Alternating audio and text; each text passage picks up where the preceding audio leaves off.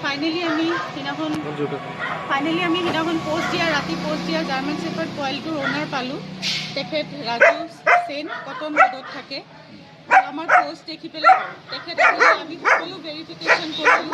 তেওঁ য'ৰ পৰা লৈছে তাতো ভেৰিফিকেশ্যন কৰি পেলাই আজি তেওঁক হেণ্ড অ'ভাৰ কৰিলোঁ। ইয়াৰ নামটো ৰক্সি হয়। আমি এটাই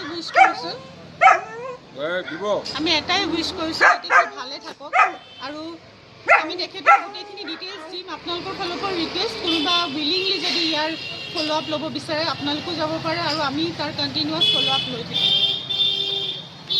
সেইটো ৰক্সি এতিয়া যাব তেখেতৰ ঘৰত। অনাৰ এতিয়া বহুত ধুনীয়াকৈ আছিল বাৰু। এতিয়া চাওক তোমাক কিমান ধুনু পালি তুমি। আৰু তেখেতে এতিয়া গোটেইখিনি কেয়াৰ লৈ থাকিব।